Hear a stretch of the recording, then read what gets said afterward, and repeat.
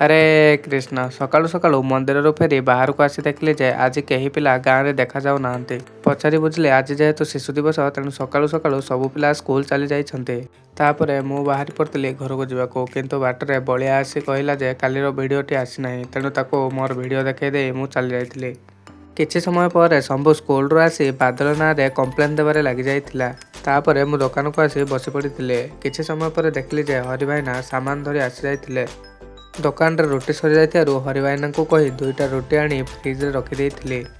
Fridge ଭିତରେ ରୁଟି ରଖିଦେଇ ସାରିବା ପରେ ମୁଁ ଭକ୍ତକୁ 5 ଟଙ୍କା ଦେଇ ପଠାଇ ଦେଇଥିଲି କୁରକୁର ଆଣିବା ପାଇଁ। କେଉଁ କୁରକୁର ଆଣିବ ପଚାରି ଦେଇ ଦୋକାନକୁ ଦୌଡ଼ିଲା। କିଛି ସମୟ ପରେ ଦୋକାନରୁ କ'ଣ ଗୋଟିଏ କୁରକୁରଟା ଆଣିଦେଇ ମୋତେ ଦେଇଥିଲା ଏବଂ ଦୁହେଁ ଜଣ ଯାକ ମିଶିକରି ଆମେ କୁରକୁର ଖାଇବାରେ ଲାଗିଯାଇଥିଲୁ।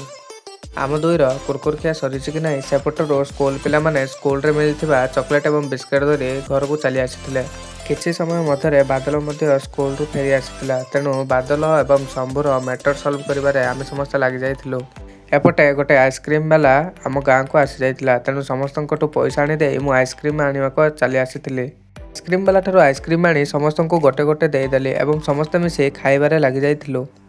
ଆଇସ୍କ୍ରିମ୍ ଖାଇସାରିଲା ପରେ ମୁଁ ଦୋକାନକୁ ଆସିଗଲି। ଦୋକାନକୁ ଆସି କିଛି ସମୟ ବସିଛି କି ନାହିଁ ମୋତେ ଲାଗିଯାଇଥିଲା ଜୋରରେ ଭୋକ, ତେଣୁ ମୁଁ ଚାଲି ଯାଇଥିଲି ଖାଇବା ପାଇଁ। ଖାଇସାରିବା ପରେ ଦାଣ୍ଡକୁ ଆସି ଦେଖିଲି ଯେ ବାରିକ ମାମା ଏବଂ କିଛି ପିଲା ମିଶି ମୋର ଭିଡ଼ିଓ ଦେଖିବାରେ ଲାଗିଛନ୍ତି। ତାପରେ ଦୋକାନକୁ ଲୋକ ଆସିଯାଇଥିଲେ, ତେଣୁ ମୁଁ ଦୋକାନକୁ ଲୋକମାନଙ୍କୁ ସାମାନ ଦେବା ପାଇଁ ଚାଲି ଆସିଥିଲି।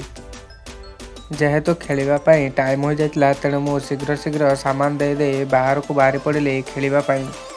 ଦେଖିଲି ଯେ ପିଲାମାନେ ମଧ୍ୟ ଆଗରୁ ଆସି ବ୍ୟାଟ୍ ବଲ୍ କାଢ଼ି ଖେଳିବାରେ ଲାଗିଯାଇଛନ୍ତି, ତେଣୁ ମୁଁ ମଧ୍ୟ କିଛି ସମୟ ଖେଳିବାରେ ଲାଗିଯାଇଥିଲି।